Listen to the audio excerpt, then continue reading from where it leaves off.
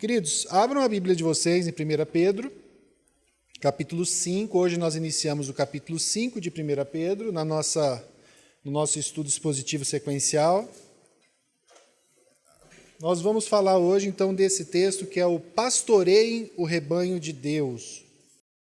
Interessante que eu até estava conversando um pouco com o Marco antes, e com alguns irmãos, a gente sempre diz que aquele que está preparando o sermão, sempre, a hora que você está preparando, não só o sermão, mas o estudo que a gente faz em casa, ou que faz lá no grupo nas casas, a palavra fala primeiro com a gente, né?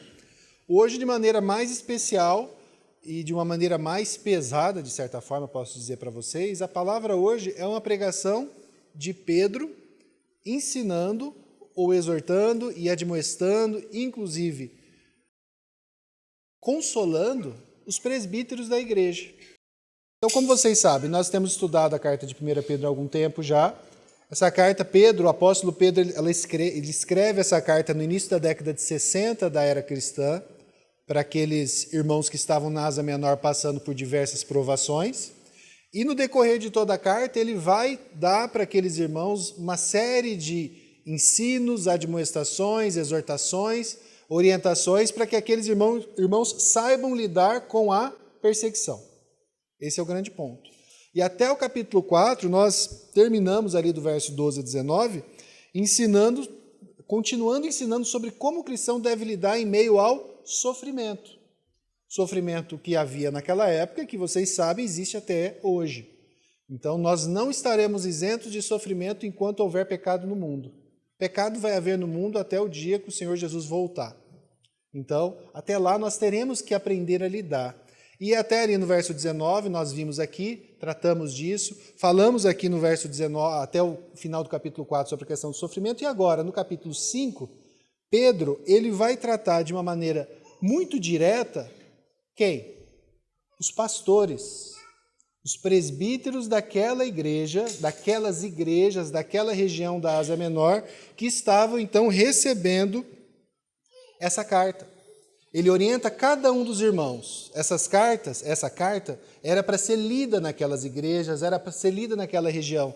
Mas agora, de maneira muito específica, nesses 4 versos, ele se dirige especialmente aos líderes daquelas igrejas, para que eles então fossem guiados, orientados, ensinados, discipulados, de certa forma, ainda que à distância. Então, é isso que nós vamos ver hoje, dos versos 1 ao 4, e eu quero que você acompanhe aí na sua Bíblia. O texto diz: Rogo, pois, aos presbíteros que há entre vós, eu, presbítero como eles, e testemunha dos sofrimentos de Cristo, e ainda coparticipante da glória que há de ser revelada, pastoreai o rebanho de Deus que há entre vós, não por constrangimento, mas espontaneamente, como Deus quer, nem por sorte da ganância, mas de boa vontade, nem como dominadores dos que vos foram confiados, antes, tornando-vos modelos do rebanho. Ora, logo que o Supremo Pastor se manifestar, recebereis a imarcessível coroa da glória. Então, esse é o texto que nós vamos hoje, essa aqui é a estrutura que nós vamos ver. Primeiro a gente vai falar do pastoreai, alguns pontos, as orientações aos presbíteros e, por fim, a recompensa do Senhor. Então, iniciamos com esse primeiro ponto, pastoreai. Como nós já vimos, os irmãos da Ásia Menor foram devidamente instruídos sobre como proceder diante do sofrimento que estavam expostos em razão da sua fé, e agora ele está falando aos presbíteros, aos líderes. E aqui eu só quero fazer um breve esclarecimento antes, apesar de a gente já ter falado isso várias vezes em diversos textos, conforme nós temos ensinado aqui na comunidade, quando nós vamos para a palavra de Deus, nós vamos ver, especialmente ali nas cartas, alguns termos que algumas pessoas veem de forma diferente, mas que nós enxergamos como sendo correlatos. O presbítero, o pastor, o episcopos ou o bispo, o ancião, todos eles, quando nós encontramos ali na palavra, eles estão se referindo à mesma figura dessa liderança da igreja. Aí você vai falar, não, mas tem lugar que faz diferente. Tem. Existem pessoas que dão algum tipo de formalidade ou distinção funcional ao texto e colocam, por exemplo, presbítero é quem não recebe ou não fica em tempo integral, pastor é o que está em tempo integral. e aí é uma questão funcional, mas biblicamente, quando você pega um texto e está escrito lá pastor, nesse caso está escrito presbítero, aqui a gente está falando de pastores. Para nós, aqui na comunidade cristã de Londrina, nós não temos essa distinção. Todos os irmãos que fazem parte do presbitério são os pastores da igreja. Nós entendemos dessa forma. Então, essa é a nossa divisão funcional, e só para que você saiba, para que você compreende. Então, Pedro ele vai iniciar o verso 1, e se você acompanhar no verso 1, com um apelo muito intenso. Ele não está simplesmente pedindo, ele roga. Esse rogar significa basicamente isso. Ele está fazendo um apelo ele quer deixar claro para aqueles irmãos que é um pedido muito específico e muito sério. Preste atenção, é um pedido que eu faço a vocês. Eu rogo a vocês isso que eu vou dizer agora. Depois a gente vai ver o que ele rogou aos presbíteros. A gente vai ver daqui a pouquinho. Mas antes a gente vai falar de alguns pontos aqui do verso 1. O primeiro ponto que eu queria trazer, se você viu lá na estrutura, é sobre a questão da pluralidade de presbíteros, que a gente percebe em toda a Escritura. O texto diz, rogo a quem? Aos presbíteros que há entre vós. Aos presbíteros que há entre vós. Veja bem isso. A forma como Pedro coloca aqui, como o apóstolo Pedro coloca, inspirado pelo Espírito Santo, ele já parte do pressuposto de que isso é um fato. Não há aqui nenhuma tentativa teológica de justificar o porquê que devem ser vários presbíteros, de forma alguma. Aqui, basicamente, ele já vai partir do pressuposto que era sabido das igrejas que o governo das igrejas deveria ser plural, um colegiado de irmãos. Irmãos presbíteros que haveriam e deveriam coordenar a igreja. Pedro mesmo, aqui a gente está falando de uma carta que foi escrita para uma região. Então, ele escreve não para uma igreja específica, como Paulo escreveu para Éfeso. Ele escreve para uma região. Para quantas igrejas? Quantas igrejas iriam ler essa carta quando Pedro a escreveu? Creio que nem ele sabia. E mesmo Pedro, nós não temos um registro, um relato de que ele passou por aquela região e que ele conhecia aquelas igrejas. Então, como Pedro pode ter convicção, ter certeza que aquelas igrejas elas tinham presbíteros e não um pastor único que governava tudo sozinho? Porque isso era meio que certo. É algo que ele partia desse pressuposto. Não era algo que precisava ser explicado. Presume-se que o governo seja plural. Então, por isso que ele não vai dirigir essa carta ao pastor da igreja, como se fosse um líder único que houvesse ali em alguma daquelas igrejas. Ele vai dirigir aos presbíteros, ele já presume esse fato. E aqui Pedro não está sozinho. Apesar de não haver na Bíblia um texto específico que explica isso e fala, olha, o governo de vocês deve ser dessa forma, quando a gente lê esse texto aqui de 1 Pedro 5,1, quando a gente vê Tiago 5,14, Tiago falando, agora Paulo fala em Tito 1,5, 1 Timóteo 4,14, todos esses textos você vê que todos esses irmãos apóstolos, eles presumiam que o governo era plural, era uma pluralidade de irmãos. Então, aqui um primeiro ponto que para a gente ficar bem claro, o governo plural não é uma escolha de uma igreja, não é uma escolha, a comunidade decidiu ter um corpo de presbíteros, não. Nós entendemos que a Bíblia é clara ao expressar que a forma bíblica de governo sempre vai ser uma pluralidade de homens que vai ali liderar conforme a palavra de Deus. E exceções? Exceções são exceções. Então, eventualmente, vai acontecer, a gente sabe de igrejas em que você está em processo de formação, você ainda não tem irmãos qualificados para o presbitério, você perdeu alguém. Às vezes acontece, vem tudo de uma vez e você fica sozinho. Vai fechar a igreja por isso? Não, mas o padrão é esse. E aquela pessoa que fica, ela deve estar buscando, então, treinar líderes, treinar outras pessoas. E isso é um dever de toda a igreja. A nossa igreja aqui deve procurar sempre estar treinando irmãos para que possam um dia vir a fazer parte do presbitério, porque nós envelhecemos, morremos, e esse é o padrão do Senhor para nós. Então, esse é o primeiro ponto. O segundo ponto que eu queria dizer para vocês é da identificação do apóstolo Pedro com os presbíteros. Pedro, ele se identifica de uma maneira muito interessante. Eu fico pensando, né? A gente sempre acaba se colocando no lugar de alguém. Eu sou o apóstolo Pedro. O apóstolo Pedro. Eu não sou qualquer apóstolo, eu sou o apóstolo Pedro. Aquele que sempre era chamado, aquele que sempre era era o primeiro que se levantava, o primeiro a ser tratado com o Senhor. E aí eu vou mandar uma carta para orientar os irmãos e para falar com eles. E dentro da carta eu quero falar especificamente para os líderes da igreja. Imediatamente eu já penso assim, se sou eu, já mando um. Sabe com quem vocês estão falando? Que é o apóstolo Danilo. Eu andei com Jesus, eu vi ele, eu falei. Talvez eu não ia contar que eu rejeitei ele, né? Isso aí não, mas assim, a famosa carteirada, né? Eu sou o apóstolo. Ele estaria errado se ele se identificasse assim? Não. E de certa forma, em alguns momentos, houve a necessidade de que ele se manifestasse. Paulo teve que fazer isso em alguns momentos, quando o apostolado dele foi questionado. Esse é um ponto. Mas aqui, Pedro, a forma como ele se coloca é uma forma de identificação.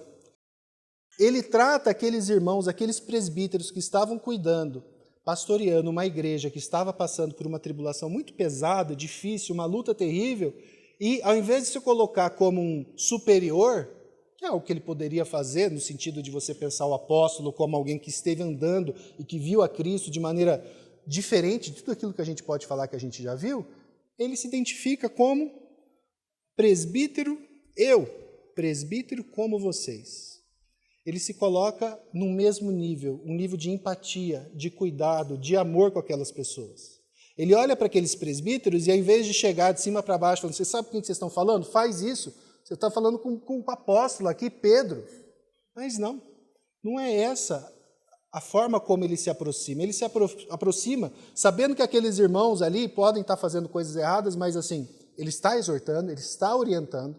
As orientações mostram que haviam coisas a serem corrigidas, mas ele se coloca de forma amorosa e cuidadosa. Olha, eu sou presbítero como vocês. Então, o que isso quer dizer? Pedro também era um líder da igreja, né? E eu nem vou entrar aqui na questão da doutrina da liderança dos presbíteros e diáconos, porque a gente já falou isso bem recentemente, e os irmãos podem ver de novo os nossos estudos. Mas aqui Pedro ele se identifica como um presbítero, como vocês. Eu pastoreio também. Eu sei como é difícil, eu conheço as lutas, e nós aqui, a gente sabe disso.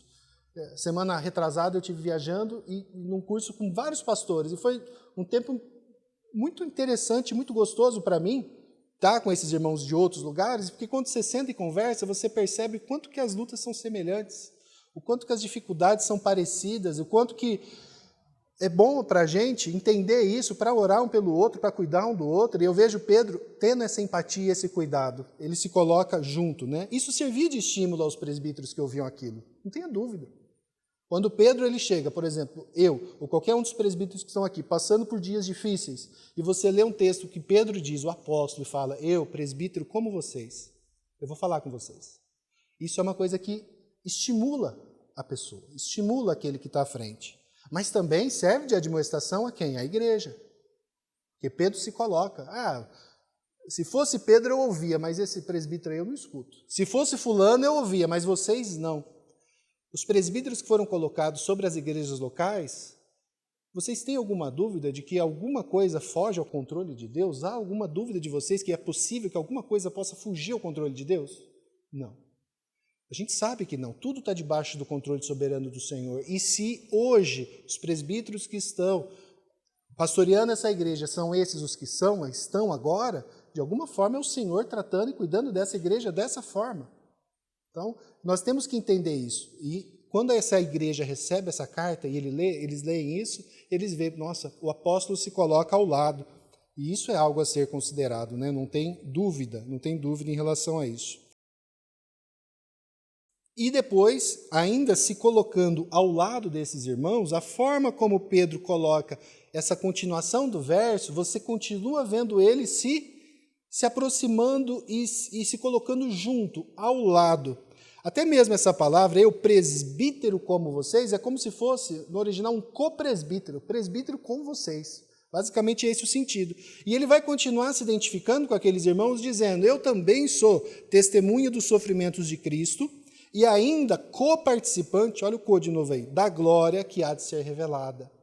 Então, até a gente pode ter uma leitura aqui do testemunho do sofrimento, é porque ele é apóstolo, ele viu. É verdade, ele é apóstolo, ele viu.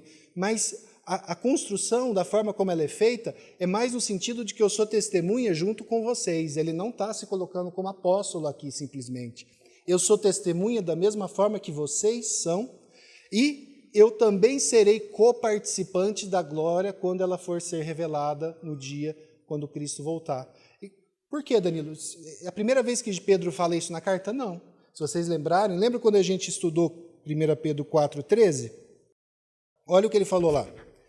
Pelo contrário, alegrai-vos na medida em que sois coparticipantes dos sofrimentos de Cristo, para que também na revelação da sua glória vos alegreis exultando. Pelo fato de nós estarmos em Cristo, de alguma forma, e aí a gente olha, isso é o Senhor quem faz isso de uma maneira que só Ele faz, nós estamos em Cristo. E nós sofremos com Cristo o sofrimento de Cristo, e nós ressuscitamos com Cristo quando Cristo ressuscita, e no dia da exultação, no dia da volta dele, no dia do retorno do Senhor, todos nós, aqueles que creem, estarão juntos ali, exultando juntamente. Então Pedro está, de fato, se colocando diante desses irmãos todos e falando, nós estamos juntos, eu estou com vocês. Eu me alegro com vocês, eu sofro com vocês, eu testemunho com vocês, e um dia nós exultaremos juntos. Esses irmãos aqui, muito possivelmente, nunca conheceram Pedro pessoalmente. Os da Ásia Menor, não. Talvez um ou outro, mas o padrão aqui é que esses homens não conhecessem a Pedro. Mas Pedro ele é muito confiante. Nós vamos exultar juntos, e todos nós iremos no dia da glória. E o ponto pastoreai. Agora a gente vai descobrir o que Pedro estava rogando. Ele diz, rogo, aí ele vai fazer uma breve introdução, que a gente acabou de ver. Rogo o quê? O que eu peço? E ele vai dizer no verso 2, pastoreai o rebanho de Deus que há entre vós. Então, esse é o grande pedido que Pedro está fazendo para aqueles irmãos. Pastoreie. O Augusto leu agora há pouco aqui para nós, Ezequiel 34. Vejam, quando a gente olha Ezequiel 34, eu vou ler para vocês depois, se você quiser já abrindo, Jeremias 23, uma parte de Jeremias capítulo 23, nós vamos perceber que essa figura do líder espiritual como sendo o pastor, um pastor de ovelhas, ele é muito próprio do Antigo Testamento e foi muito usada pelo Senhor. O Senhor usou muito, o Espírito Santo ali usou várias vezes. Então, o judeu, aquela pessoa judaica, quando ele via essa expressão, para ele estava completamente familiarizada. Mas a figura do líder como sendo o pastor de uma ovelha que cuida, que apacenta, que leva a lugares amenos, apontava também para um grande pastor que viria, mas apontava para uma coisa muito ruim também, que foi bem aquilo que o Augusto leu. Haviam muitos pastores que não estavam preocupados em pastorear a ovelha, levar ela por um lugar ameno, levar ela para beber água, cuidar das feridas. Talvez alguns pastores tinham como principal finalidade, ao ver aquelas ovelhas, devorá-las no final do dia. Ezequiel 34 fala disso. Agora, Jeremias, se você abrir aí no verso 1 e 2, ele vai dizer assim, ai dos pastores que destroem e dispersam as ovelhas do meu pasto, diz o Senhor. Portanto, assim diz o Senhor, o Deus de Israel, a respeito dos pastores que apacentam o meu povo. Vocês dispersaram as minhas ovelhas e as afugentaram, e não cuidaram delas. Mas eu tratarei de castigar vocês por causa das maldades que praticaram, diz o Senhor.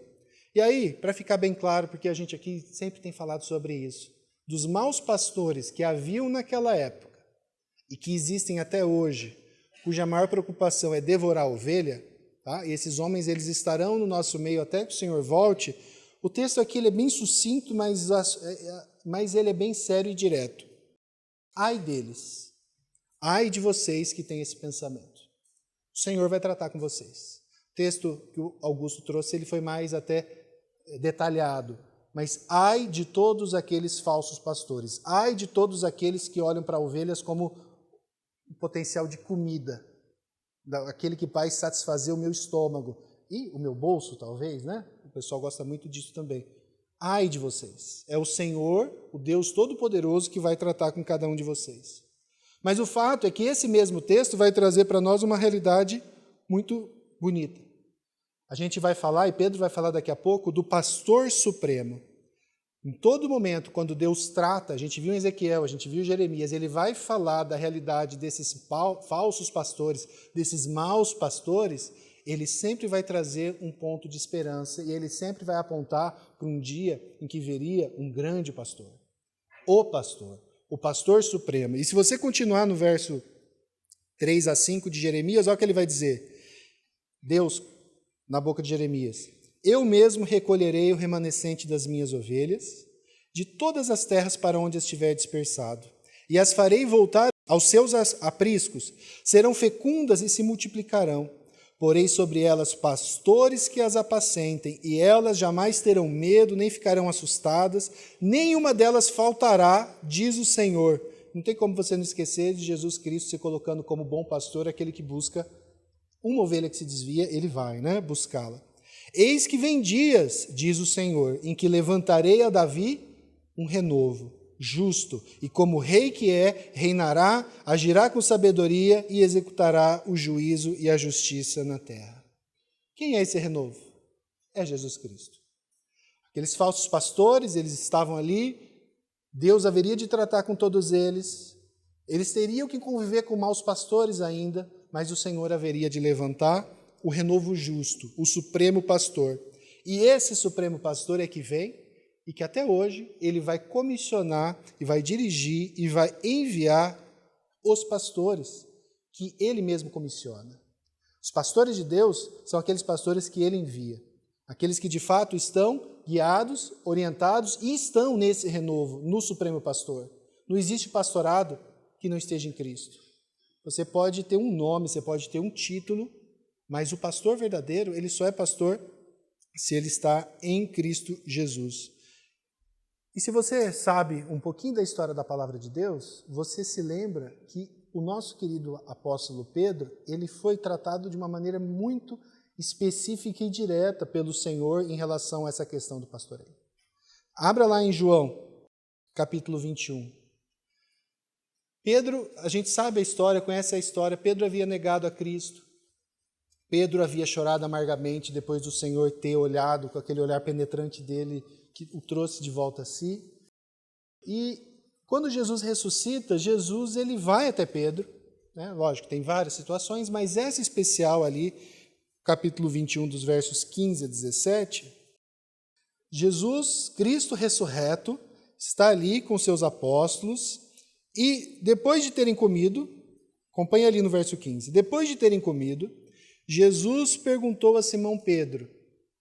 Ele se dirige diretamente a Simão Pedro, o apóstolo, mas também presbítero. Simão, filho de João, você me ama mais do que estes outros me amam? E ele respondeu, sim, o Senhor sabe que eu o amo. Jesus lhe disse, apacente os meus cordeiros.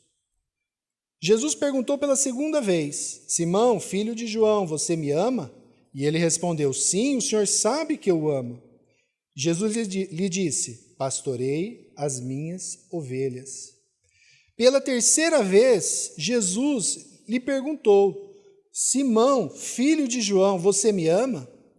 Pedro ficou triste por Jesus ter perguntado pela terceira vez, você me ama? E respondeu, o Senhor sabe todas as coisas, sabe que eu amo. E Jesus lhe disse, apacenta as minhas ovelhas. Irmãos, Pedro recebeu essa ordem diretamente do próprio Cristo. E o que a gente faz? A gente falou isso algum tempo atrás, quando a gente falou lá atrás. Aqueles que falam dos oráculos, fale dos oráculos de Deus. Você não inventa nada. Pedro, ele recebeu uma ordem expressa do Senhor.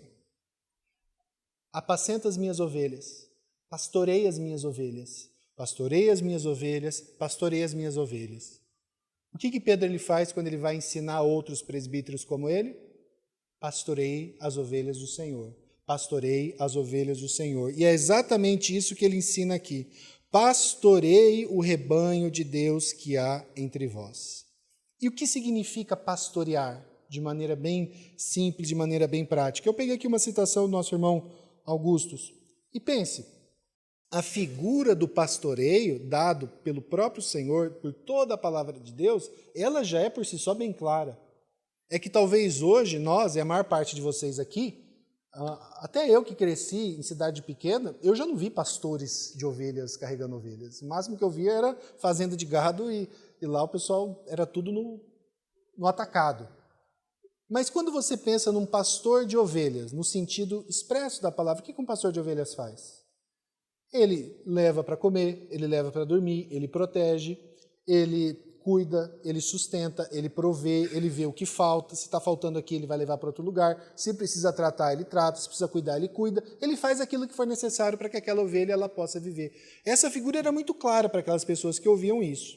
Mas aqui trazendo um pouco para a nossa realidade.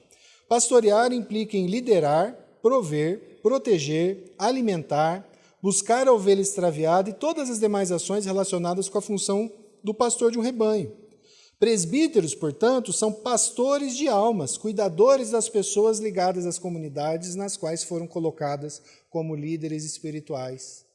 E uma coisa bonita do pastoreio, você olha numa ovelha, que não acontece, por exemplo, na pecuária, quando você trata com milhares de cabeças de gado para 2 ou 3 pessoas cuidar.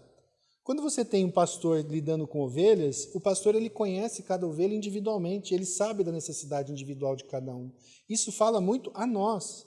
Como é óbvio, muitos de nós aqui já temos uma igreja que, pela graça de Deus, tem crescido, e às vezes a gente não conhece todo mundo, mas a nossa obrigação como pastores de igreja, por isso que o presbitério tem crescido, é de conhecer as ovelhas e saber das necessidades individuais de cada um. Talvez a luta e a necessidade da Célia hoje vai ser diferente da do Marcos, que vai ser diferente da irmã Neuza, mas é papel nosso estar perto, e apontando, e ajudando, e orientando, e confiando que no fim, isso talvez seja o mais difícil para muitos de nós, quem vai tratar efetivamente não somos nós, mas sim é o pastor real, o pastor supremo, o pastor que efetivamente tem poder para mudar corações. Mas essa é a realidade, esse cuidado individual. Então esse é o nosso chamado de pastorear. Mas aí o nosso irmão, nosso apóstolo, inspirado pelo Espírito Santo, ele vai trazer algumas orientações aos presbíteros. 3 pares de orientações. E esses 3 pares, eles vão trazer um aspecto positivo junto com um aspecto negativo sobre a forma como eles deveriam agir no exercício do seu pastoreio. Então, o primeiro ponto é, não por constrangimento, mas espontaneamente. O texto diz ali, pastoreie o rebanho de Deus que há entre vós, não por constrangimento, mas espontaneamente, como Deus quer. O motivo pelo qual o presbítero, pastoreia, jamais deve ser pelo fato dele ter sido... Eu vou falar algumas palavras que, dependendo da sua Bíblia, vai estar assim. Essa versão aqui é a revista atualizada, ela diz constrangido a pastorear. Pensa um presbítero que precisa ser constrangido a pastorear. A Nova Almeida, a NVI, vai falar obrigado a pastorear. Forçado a pastorear, a Corrigida Fiel vai dizer. Então, pense que existe um presbítero que ele não gosta de pastorear. Então, ele só pastoreia quando alguém vai lá pastorear aquela ovelha. Tá bom, eu vou. Ele é constrangido, ele é forçado, ele é obrigado, ele só faz na força do braço. Alguém tem que mandar.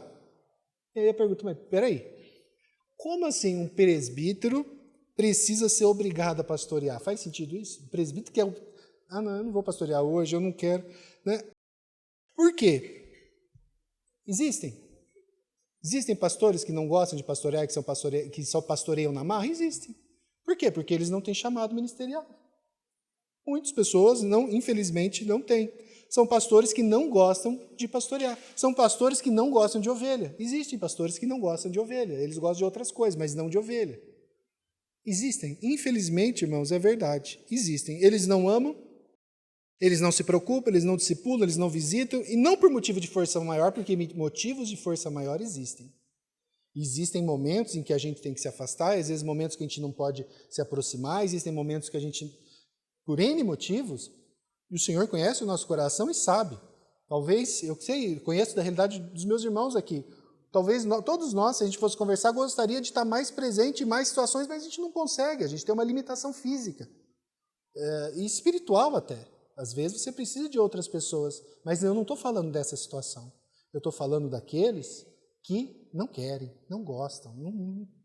Não, deixa para outra pessoa. Isso é para outra pessoa. E aí você pergunta, mas peraí, Danilo, tudo bem, não gosta, mas por que esse cidadão quer ser presbítero ou quer ser pastor da igreja? Por que ele continua nessa posição? E aí é mais triste quando a gente continua a falar disso, porque uma pessoa que não tem esse chamado, não gosta de ovelha, não gosta de pastorear, mas quer continuar a ser pastor, quer continuar a ser presbítero, essa pessoa basicamente ela quer o quê? Apacentar a si mesmo. De que forma que essa pessoa apacenta a si mesmo? Existe uma forma muito sutil, muito feia, muito ruim, que não tem nem a ver com dinheiro em si, mas é a questão da honra e da glória que o cargo traz. Em muitos lugares, em muitos aspectos, em muitas situações, é honroso a pessoa chegar e falar assim, esse é o meu pastor, esse é o presbítero da igreja, e pessoas se apegam mesmo a essas questões. Elas gostam de serem chamados assim. O ancião, aquele que vai à frente, aquele que é convidado para todos os lugares. E tem pessoas que amam essa glória, essa honra de serem chamados assim. E sem terem o cuidado de pararem e pensar que quando elas fazem isso e recebem a glória de homens, mas estão em desacordo com a palavra de Deus, elas estão se colocando debaixo da ira de Deus. Olha o perigo disso. Mas elas gostam tanto desse papel e dessa honra e desse nome bonito, porque é um nome de honra mesmo. Você ser chamado de presbítero, você está sendo chamado da mesma forma que Pedro foi chamado. Mas veja, não existe serviço diante de Deus, e Jesus Cristo nos ensina isso, a gente vai ler, que não venha com humildade e desejo e amor ao serviço e humilhação, e não glória e honra. A honra e glória é o Senhor. Mas essas pessoas elas só olham para esse aspecto de fora. E tem a outra questão também. Talvez não é tanto a nossa questão aqui, mas especialmente em meios mais denominacionais maiores, onde você tem estruturas maiores, existem pessoas que simplesmente não podem deixar o seu cargo de pastor ou de presbítero, porque eles são pagos. E esse é o trabalho deles, e essa é a profissão deles, e eles sabem que esse é meu trabalho, eu não vou deixar esse trabalho aqui. E alguns são professores de seminários, e outros são pastores, e eles recebem a remuneração deles, e eles não podem abrir mão da remuneração deles. Não deve ter isso não, Danilo. Isso tem demais, irmãos. É triste falar, mas assim, a gente conversando aqui, tem vários irmãos aqui que são pastores há muito tempo, que já atuaram no ministério, conhecem muita gente. Queridos, a quantidade de pastores ateus que existem, mas eles não podem perder, é o meu trabalho, eu já tenho idade, eu não posso, eu vou começar outra coisa. É lógico que eles não falam nada disso. Eles simplesmente vão ali, fazem o que tem que fazer, falam o que tem que falar, mas eles não amam o Senhor. O Senhor tem misericórdia dessas pessoas. Porque fazer isso é você agir de maneira totalmente contrária e sem temor algum ao Senhor. Elas estão fazendo simplesmente porque tem que fazer. Então esse é o cidadão que os outros irmãos têm que falar, vai lá, prepara um sermão aí. Tá bom. Vai lá visitar o irmão, está doente. Tá, eu vou. Não tem ninguém mais para ir? Não, então vai, eu vou. Basicamente é isso. Eles não fazem isso de maneira espontânea, livre, com amor, com alegria. Eles fazem isso porque são constrangidos a tanto. Então essa é a primeira chamada aqui. E é muito interessante, o texto termina, espontaneamente como Deus quer. Sabe o que significa aqui? Aí eu falo para mim. Muitas vezes eu vou fazer uma visita, eu vou receber alguém, mas eu não quero. Eu não estou sendo espontâneo. Vamos dizer, eu até faço a obra está feita, está aqui, está todo mundo vendo, a minha obra aqui. Mas eu não fiz, o meu coração, a motivação minha não era boa. A minha motivação era para que a igreja visse, era para a gente cumprir a nossa meta de visitação, era para isso simplesmente. Não é assim que Deus quer que seja. Deus quer que eu faça isso de forma espontânea, voluntária, com desejo de fazer. Tá, Danilo, mas assim, e se eu não estiver sentindo isso agora? Então eu paro de visitar, eu paro de pastorear, eu paro de discipular até que venha a vontade? Eu creio que a gente tem que mais obedecer o Senhor. Se for depender sempre da nossa vontade, é tudo muito complicado. Não é, irmã? Aí. Então o que a gente faz? A gente se coloca diante de Deus e nós confessamos a Ele essa nossa dificuldade. Senhor, eu tenho agido, eu tenho pregado, eu tenho pastoreado, eu tenho visitado, eu tenho discipulado, parece que está com uma arma nas minhas costas. Você confessa isso a Deus e pede a Ele para que Ele coloque um coração de fato disposto a servir e agir de forma espontânea. O segundo ponto é esse daqui. Nem por sorte da ganância, mas de boa vontade, que tem a ver com aquilo que eu acabei de falar, daqueles que são pastoreados pelo dinheiro, vamos dizer assim. Essa orientação, então, complementa a anterior e reflete uma realidade que já tinha de maneira muito presente, não foi só Pedro que falou isso, Paulo vai falar, a gente vê isso muito forte ali, João vai falar disso também, daquelas pessoas que eram os falsos mestres, cuja maior preocupação era o quê? Apacentar o seu estômago, eles queriam comer, eles queriam comida, eles queriam dinheiro. Naquela época já haviam pastores que se preocupavam simplesmente com dinheiro. Hoje em dia não tem mais, né?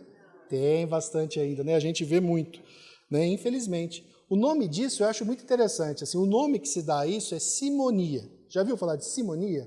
Simonia é um termo muito interessante, que o pessoal gostava muito de usar lá para os católicos, né? São os padres que vendiam indulgências, os papas que vendiam salvação e tudo mais. Então se usava muito nesse contexto historicamente. Quando você pega lá a Divina Comédia, dos círculos do inferno lá era para os que praticavam simonia, que vendiam lugares espirituais por dinheiro. Sabe de onde vem o nome simonia? Lembra do Simão, o mago, de Atos 8? Que ele chegou para Pedro, como é que é esses milagres aí que você faz? Eu te pago e você me ensina que eu quero começar a fazer isso. Olha que expressão interessante. Simonia, eu peguei aqui uma definição, é o ato de vender favores divinos, bênçãos, cargos eclesiásticos, prosperidade material, bens espirituais, coisas sagradas em troca de dinheiro. Traga-me uma oferta X, em um mês você vai ter o 10º disso, sabe?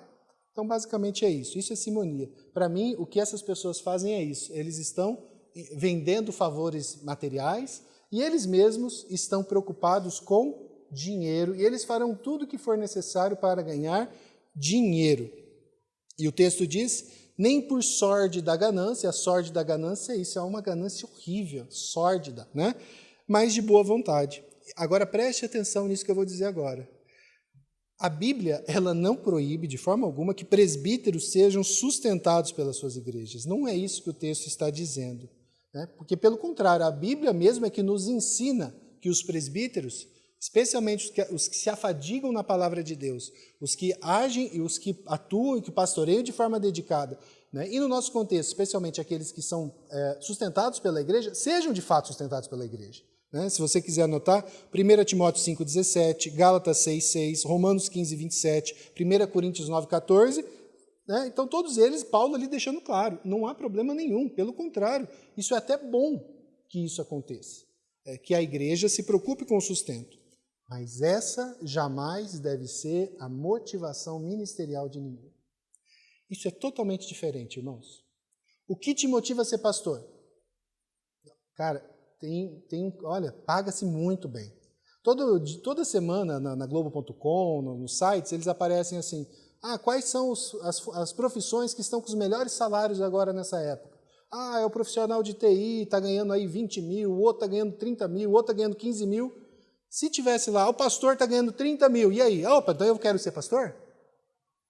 Jamais. Para qualquer outra profissão, eu acho que se você também tivesse uma motivação meramente financeira, você estaria numa grande enrascada.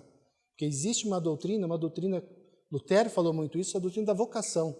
O Senhor nos vocaciona, Ele vocaciona todos nós. E alguns são vocacionados para uma área, outros para outra. E quando você encontra a sua vocação e serve ela para a honra e glória do Senhor, a questão financeira, a questão do sustento virá da forma como o Senhor quiser. Mas quando aquilo que te motiva é meramente dinheiro, uma vez eu trabalhei como oficial de justiça, ela tinha estudado anos para o concurso de oficial de justiça, e um cargo que ganha bem, com bom salário. Meu irmão não está aqui hoje, mas temos um oficial aqui no nosso meio. E aí ela passou no concurso e um dia eu encontrei ela, lá em Pinhais, e essa moça chegou para mim e eu vi que ela estava passando muito mal. Eu trabalhava no fórum dentro da secretaria, ela passando muito mal. Eu falei, o que foi? Ela falou assim, eu preciso ir cumprir os mandados. Cumprir o mandado é você chegar lá e intimar a pessoa que ela precisa comparecer na audiência, pegar o carro dela, fazer alguma coisa assim. Eu falei, mas o seu trabalho é esse, né? Você é oficial de justiça. Ela falou assim, mas é que eu tenho fobia de falar com pessoas assim, de chegar na casa. Eu falei, puxa, mas você devia ter pensado nisso antes de ser oficial de justiça, né? Qual que é o ponto aí? Qual que era a motivação dela? Estabilidade e dinheiro. Tem pastores que buscam estabilidade e dinheiro. A nossa motivação deve ser outra. E aqui eu achei interessante, citação aqui bem leve para a gente, bem leve, bem tranquilo, John MacArthur, que sempre é leve, né? Vamos ver o que John MacArthur fala sobre isso. Se você pode fazer outra coisa que não ser pastor, faça. Porque se você pode fazer outras coisas, haverá dias em que você irá desejar poder ser pastor. Mas ser pastor é para as pessoas que não podem fazer outras coisas. Consegue entender? Não, eu acho que eu posso, talvez, dependendo. Se essa é a sua situação, então não seja. Mas se você não consegue fazer outra coisa, aí sim. Aí sim você percebe que você tem esse chamado. Você não pode fazer outra coisa. E aqui a gente conhece irmãos que abandonaram tudo. Abandonaram cargos, abandonaram funções, abandonaram salários.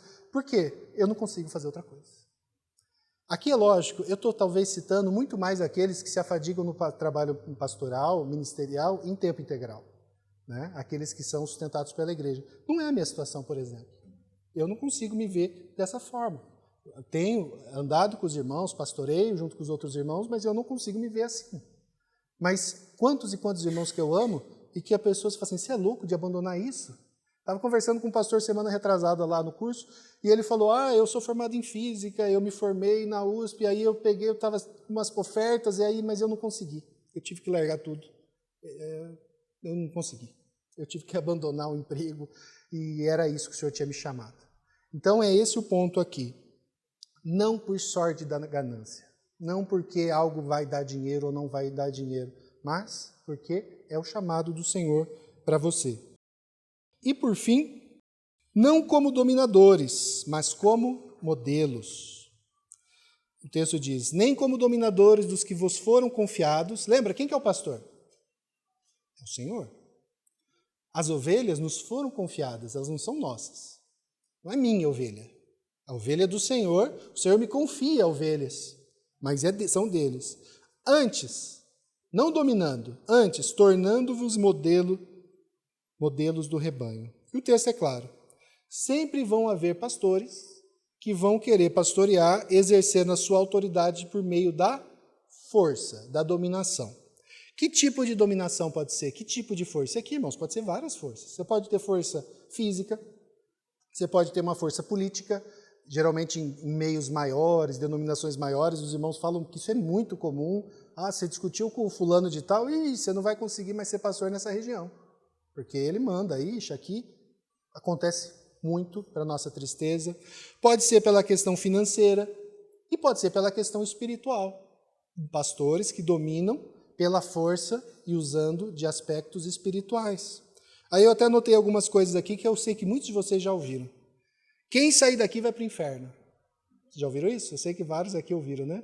Saiu daqui, vai tudo para o inferno. Você sabe o que vai acontecer. E não só ir para o inferno, né? Vai ficar doente, vai morrer, vai perder casamento. Não é? Isso é um tipo de dominação pelo medo. Eu tenho autoridade espiritual, então estou dizendo, se você não fazer o que eu quero, quantas pessoas não acreditam nisso?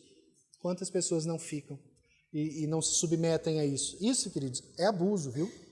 Existem muitos pastores que são abusadores, tá? E fazem isso.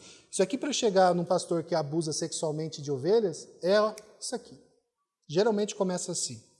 Quem me desobedecer vai perder as funções aqui na igreja, vai perder o cargo de presbítero, diácono, qualquer coisa que seja. Se você sair daqui, você nunca mais vai arrumar um emprego nessa cidade. Você vai perder os seus funcionários, você vai perder os seus clientes e por aí vai. Existem situações que chegam em morte. Eu escrevi no Google eu não vou trazer porque é muito feio, eu não quero fazer isso de púlpito, mas eu escrevi assim, briga entre pastores acaba em morte. Eu escrevi isso no Google. A hora que eu escrevi, apareceu lá uns 2 ou 3 casos. Já rapidinho assim. Briga sobre igreja. Então, essas coisas são horríveis mesmo, né? É com base nesse tipo de domínio imposto pela força que seitas começam, padrões legalistas são impostos e impérios são criados. É assim. É alguém chegando. É assim. É assim. É assim. Ninguém pode questionar, ninguém pode discutir, ninguém pode conversar. É assim que se começa todo esse monte de porcaria que enxovalha o nome de Deus aqui na Terra. É dessa forma. São geralmente dominadores, pessoas que não podem ser questionadas e todo mundo vai pelo medo atrás dessas pessoas. Nada mais longe do que o texto acabou de nos dizer. Não é dominando, não é brigando, não é xingando, não é batendo, não é ameaçando. É sendo modelo. É assim que o Senhor quer que você haja como um pastor, sendo um modelo. Vamos ver o que Jesus nos ensina lá em Marcos 10? Mas Jesus, chamando todos para junto de si, disse, aqui ele está falando para os apóstolos, vocês sabem que os que são considerados governadores dos povos os dominam e que os seus maiorais exercem autoridade sobre eles. Dominadores. É isso mesmo, no mundo é assim. Os políticos, é assim que acontece. Mas entre vocês não é assim. Pelo contrário, quem quiser tornar-se grande entre vocês, que se coloquem a serviço dos outros. Aqui foi logo depois daquela confusão lá que Tiago e João queriam ter um lugarzinho especial, lembra? Ele está chamando a atenção dos apóstolos. Entre vocês, aquele que quer tornar-se grande entre vocês, que se coloque a serviço dos outros. E quem quiser ser o primeiro entre vocês, que seja servo de todos. Pois o próprio Filho do Homem não veio para ser servido, mas para servir e dar a sua vida em resgate por muitos.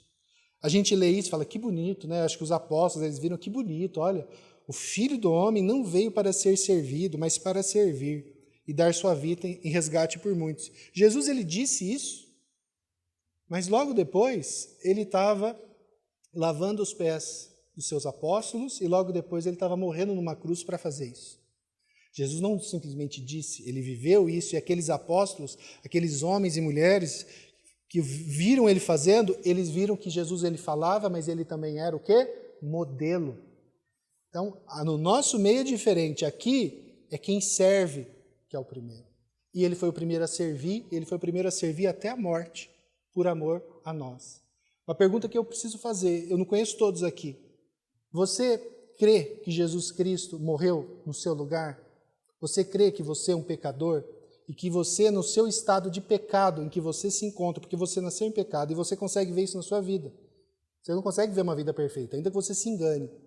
Você consegue entender que, se você continuar vivendo essa vida de pecado diante de um Deus que é totalmente justo, não há salvação para você? Não existe continha, balança, não existe nada disso de fiz o bem, fiz o mal. Deus é um Deus perfeito que aceita simplesmente perfeição e que nós não somos essas pessoas perfeitas e por isso nós merecemos o inferno. Se você consegue entender isso, você consegue entender também que você precisa de um Salvador. Quem é o Salvador? É esse Jesus Cristo, o Filho de Deus, Deus, homem, que veio à Terra e viveu uma vida perfeita no nosso lugar, para que todo aquele que nele crê não pereça, mas tenha vida eterna.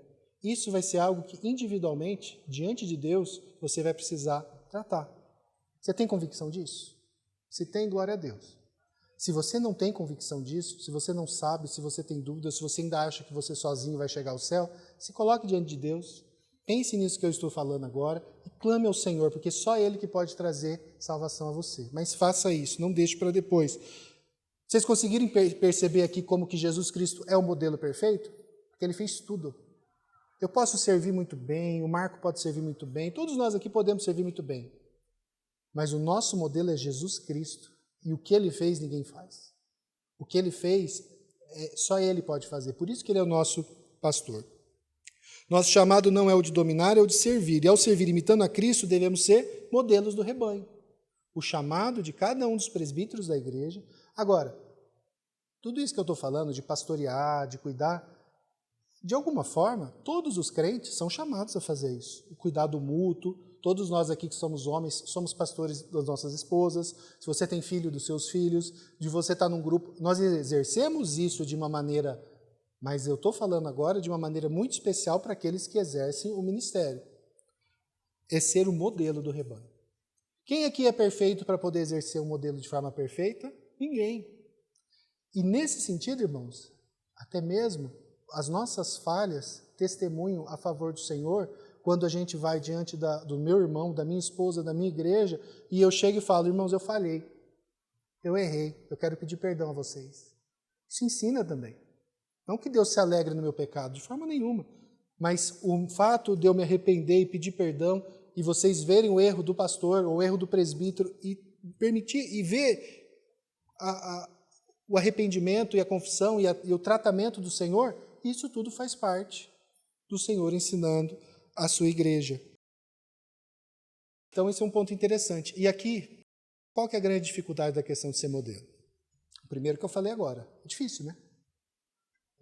Quem consegue viver uma forma, eu estou, não tem nada para vocês verem aqui em mim. Não existe isso. A gente nunca vai conseguir, por isso que a honestidade ela é muito importante. Nós confessamos os nossos pecados, nós tratamos eles diante da igreja, nós pedimos perdão a vocês quando há necessidade, sempre. Tentamos, né? Buscamos isso, mas não só isso é difícil, irmãos. A grande dificuldade, ao meu ver, da questão de você ser modelo e de guiar e de pastorear pelo modelo é que a resposta que você quer ver na ovelha depende não de você, mas do Espírito Santo tratar na pessoa. Porque seria muito, mas como seria mais fácil se eu chegasse para o irmão que está andando dificuldade e falasse assim, não faça, pare com isso. E se fizer, eu te expulso daqui, eu te mando embora, eu vou... Talvez você não faria aquilo que você gostaria de fazer de errado. Mas é essa forma como Deus ensinou a gente a agir? Não que a gente não deve ser grave na exortação, a gente deve ser grave na exortação. Olha, se você seguir nesse caminho, esse caminho leva à morte. Nós temos que fazer isso. Mas, o que eu posso fazer é te falar isso? Eu vou orar por você e vou estar ao teu lado. Se você quiser continuar nesse caminho de engano, as consequências serão tuas. E a conversão desse coração e o arrependimento desse coração, de onde que vai ter que vir? Do Espírito Santo. Então, para aqueles que têm aqui, eu sei que no nosso meio temos muito, né, Marco? Aqui a gente gosta de centralizar as coisas, a gente gosta de ver as coisas acontecerem, isso é normal, isso é natural. É muito triste para nós, é muito difícil quando a gente falou, e agora? Agora tem que esperar. Mas isso também é fé. Isso é o Senhor tratando a minha fé. É isso. E a gente fala de irmãos, e quando você faz isso com o filho? Quando você faz isso com a esposa? É difícil, mas não é o Senhor que está nos ensinando a guiar pelo modelo e deixar nas mãos dele para que ele faça? Isso é tratamento comigo, é tratamento comigo. Não é você, Danilo, não é o seu argumento. Quantas vezes eu levei um monte de argumento, olha, veja bem, se você fizer isso, por aquilo, por aquilo, por aquilo, por aquilo, por aquilo. Quando a pessoa não for pelo Espírito Santo de Deus, não serve para nada esses argumentos, né? Então talvez alguém chegue assim e fale assim, puxa vida, esse negócio de ser presbítero eu não quero, cansei, já cansei, muito difícil, muito complicado, pelo amor de Deus, nunca mais, não fale mais disso, né? Mas assim, irmãos, essa aqui é uma palavra de exortação sim, admoestação sim, mas também é uma palavra de consolo. Que depois de uma exortação tão direta, tão clara e tão amorosa que Pedro faz, vocês veem que ele começa de uma maneira empática, cuidando, ele vai trazer uma palavra de esperança e consolo muito maravilhosa. Olha o que ele diz ali, a recompensa, né? No verso 4. Ora, logo que o Supremo Pastor... Logo, né? Logo. Esse é logo. Tem tempo. Não, mas é verdade, irmãos. A nossa dor, o nosso sofrimento tem dias contados.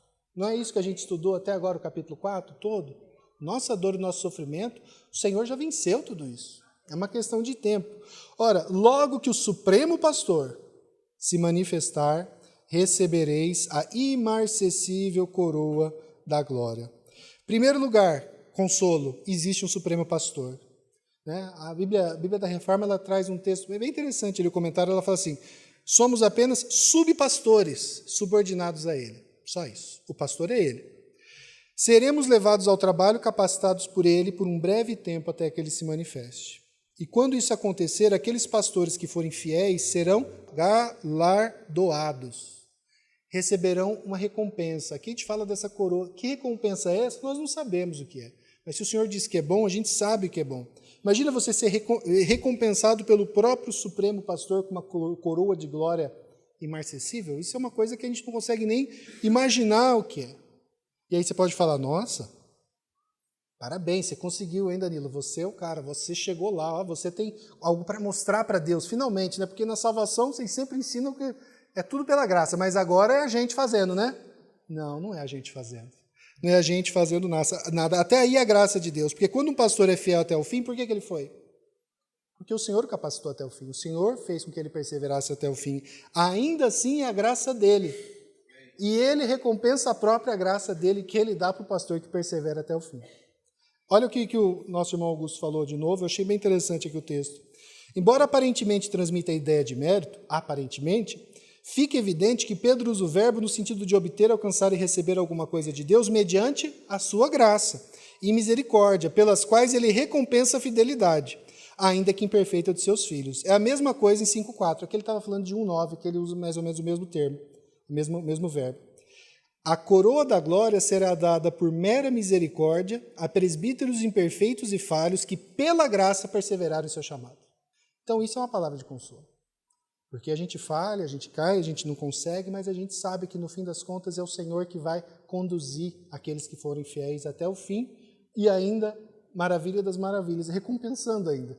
Eu te trago até aqui, né, no colo praticamente, no colo mesmo, e ainda eu te dou um prêmio.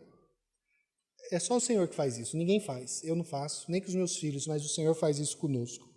E aqui eu quero fazer só 3 aplicações para a gente encerrar.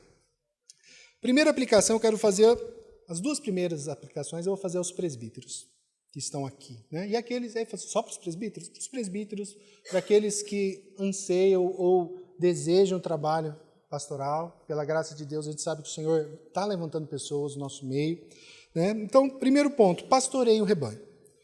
Eu tenho, e aqui eu falo, né, até a Liege estava lendo aqui, e a gente estava conversando sobre isso. Né? Cada um de nós que estamos aqui, que somos presbíteros, pastores, cada um de nós aqui foram confrontados em algum ponto do seu ministério. Se não foi, então, depois eu passo o texto para a gente reler. Falta de amor pode ser, falta de vontade, motivações erradas, não está conseguindo ser um bom modelo. O que está acontecendo? Você olha e você percebe isso. A exortação do Senhor é para que nós sondemos o nosso coração diante disso e busquemos no Senhor a mudança que só Ele pode operar. Veja, eu vejo e falo assim, não, eu estou sendo um péssimo modelo. Não, eu não estou tendo amor e zelo pelas pessoas, eu não estou com vontade de visitar, eu estou reclamando demais, eu não estou apto, eu vou sair do ministério. Não é isso. A gente vai ser confrontado o tempo todo no ministério. Se o Senhor tratou com você em algum ponto, é você ver qual é esse ponto, se colocar diante do Senhor e tratar isso diante do Senhor. E pedir, Senhor, tem misericórdia de mim. Eu tenho percebido que eu tenho buscado convencer a igreja por meio da dominação. Eu tenho percebido que eu não tenho sido um bom modelo. Eu tenho percebido que eu não tenho o menor desejo de visitar ninguém. Trate isso diante de Deus. Esse é o primeiro ponto. Não é abandone. Não. Agora, se você perceber que você, eu não gosto, eu não quero, aí talvez o seu lugar não seja, de fato, no ministério, porque a palavra nos ensina que aqueles que escolhem o ministério, excelente obra almeja, mas ao mesmo tempo diz que os olhos de Deus ali vão ser bem cuidadosos e a severidade dele vai ser bem dura para aqueles que de fato agem de maneira inadequada. Segunda aplicação aos presbíteros aí. Você está cansado? Essa é a pergunta que eu faço. E aí, para aqueles que estão, não estou aguentando mais, está cansado, está machucado, né? Eu falei de citar pela 3ª vez, né? A gente estava lá no curso lá com o pastor Jairo Cáceres, ele contando assim das lutas dele, físicas, né? Ele já passou por uma série de lutas físicas, assim, e ele falou, eu tenho só, acho que 60 e poucos anos. Aí um dos pastores levantou e falou assim, mas pastor, isso aí é o pastoreio que faz isso, né? Assim, porque é novo ainda, e tão cansado, e tão machucado fisicamente. Ele falou, é o chamado de Deus para a minha vida.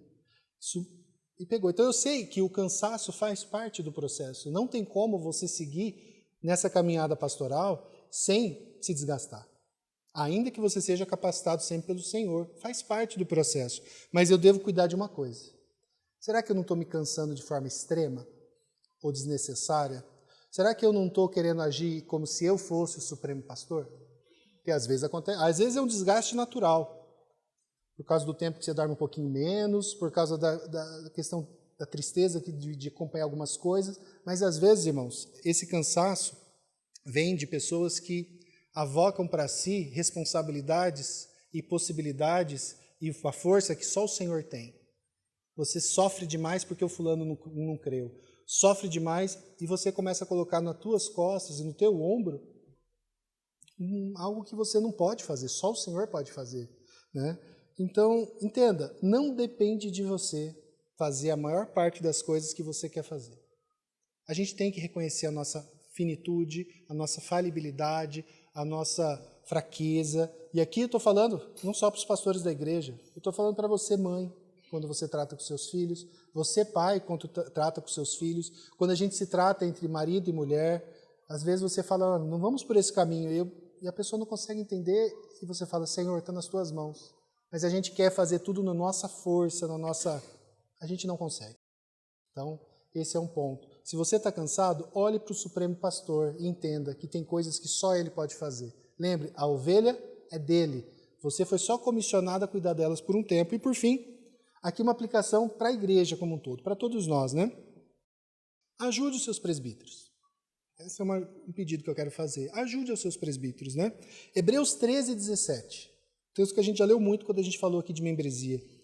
Obedeçam aos seus líderes e sejam submissos a eles, pois zelam pela alma de vocês, como quem deve prestar contas.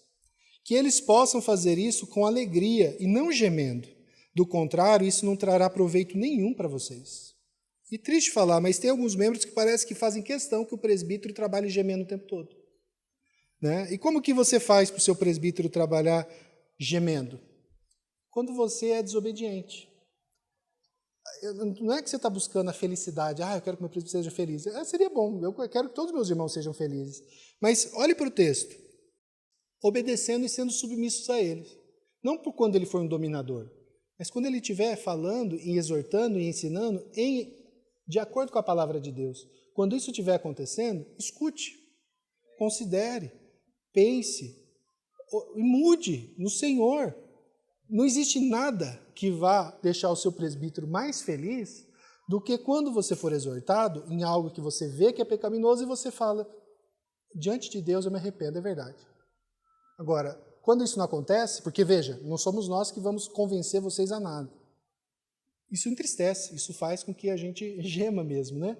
O presbítero fiel vai cansar e vai ficar vendo, puxa, estão sendo ensinados, estão ouvindo, mas simplesmente continuam andando no caminho do erro, como se nada tivesse acontecendo e como se isso fosse normal. Então, se você quer ajudar os seus presbíteros a não ter um presbiterado cheio de dor e sofrimento, mas feliz, escute quando ele fale para você da parte do Senhor. Não é para obedecer tudo, não. Vai lavar meu carro, não é isso. É quando a gente está falando das coisas de Deus e quando a gente está sendo fiel à palavra de Deus.